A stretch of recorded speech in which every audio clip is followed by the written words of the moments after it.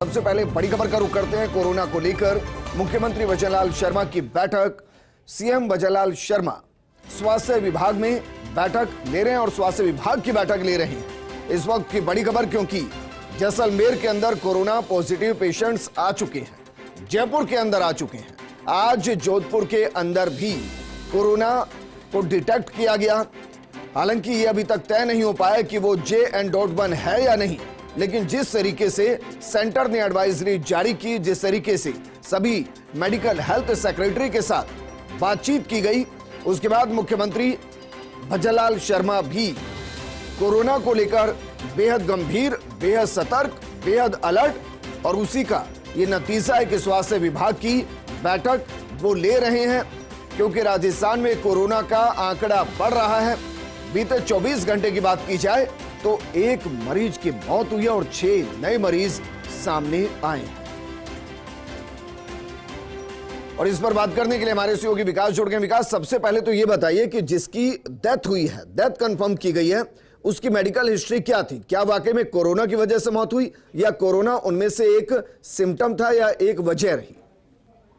देखिए विजेंद्र, ये जो कोविड के केस आ रहे हैं वो सभी केस अलग अलग जगह से आ रहे हैं और उन सभी मरीजों की अलग अलग हिस्ट्री। अगर बात करें जयपुर की, तो जयपुर में जिस मरीज की मौत बताई जा रही है वो मरीज टीबी से ग्रसित बताया जा रहा था और उसी के चलते उसको गंभीर रूप से अस्पताल में भर्ती कराया गया था, जहां पर उसकी जांच के दौरान कोरोना पॉजिटिव आया और उसके बाद में उसकी मौत हो गई है। और इसके अलावा अगर बात करें 6 मरीजों की, तो अलग अलग जगह से जयपुर के अंदर 3 मरीज सामने आए हैं। 3 मरीजों में से एक मरीज विक्रम अस्पताल के अंदर भर्ती है, जो कि बाहर का मरीज है। उसके अलावा एक जो है 2 अन्य मरीज और सामने आए हैं। इसके अलावा धौलपुर, अलवर और जोधपुर के अंदर एक एक मरीज जो है सामने आए हैं। अगर राजस्थान की बात करें तो अब प्रदेश में एक्टिव मरीजों की संख्या कुल 10 हो गई है। उसके अलावा एक मरीज की मौत भी आज चिन्हित की गई। कुल मिला की बात करें तो राजस्थान के अंदर पिछले 3 दिन में, क्योंकि परसों जब कोविड का शुरुआत हुई थी, पहला केस जैसलमेर में सामने आया था, उसके बाद लगातार केस जो है वो बढ़ते जा रहे हैं अब। और अगर आप केस की बात करें तो कुल राजस्थान में एक्टिव मरीजों की संख्या 10 पहुंच गई है। जी अच्छा विकास, मुख्यमंत्री भजनलाल शर्मा स्वास्थ्य विभाग की बैठक ले रहे हैं, आपको लग रहा है कि कुछ एडवाइजरी जारी हो सकती है? देखिए कोविड को लेकर के जो एडवाइजरी है, कल देर रात को एडवाइजरी जारी हो चुकी है इसको लेकर के। और आज मुख्यमंत्री भजनलाल शर्मा जो है उन्होंने समीक्षा बैठक बुलाई है। बैठक जो बुलाई है इस बात के लिए बुलाई है कि पूरे राजस्थान में अलग अलग जिलों के अंदर से केस सामने आए हैं। ऐसे में पूरे राजस्थान में क्या स्थिति है, किस तरह की स्थिति है, किस तरह से रोकथाम के लिए विभाग के अधिकारियों ने काम किया है। क्योंकि अभी देखिए नई सरकार का गठन हुआ है और नई सरकार गठन के बाद में अब एक एक डिपार्टमेंट का रिव्यू जो है वो सीएम भजनलाल शर्मा जो है वो ले रहे हैं। और उसी के तहत आज चिकित्सा विभाग की जो बैठक जो बुलाई गई है वो इसी बात के लिए बुलाई गई है कि जो तमाम जो चुनौतियां हैं, उन चुनौतियों के बीच में एक बड़ी चुनौती इस वक्त सरकार के सामने आई है नहीं, कि कोविड के वापस से केस सामने आने लगे हैं।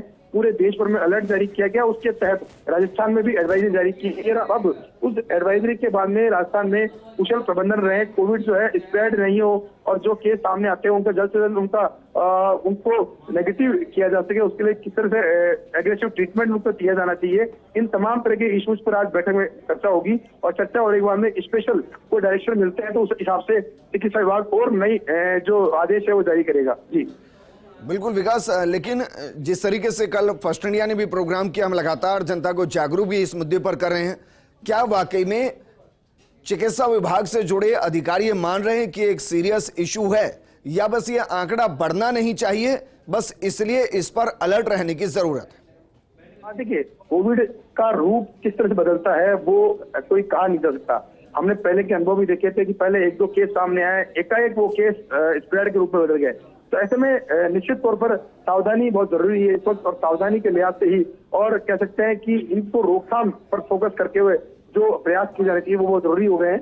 और इसी को देखते हुए चिकित्सा विभाग जो है एग्रेसिव मोड में है, लगातार इसकी बैठकें जारी है और उसके साथ में एडवाइजरी जो है वो भी जारी की गई है। जी विकास, शुक्रिया तमाम जानकारी हमारे साथ साझा करने की।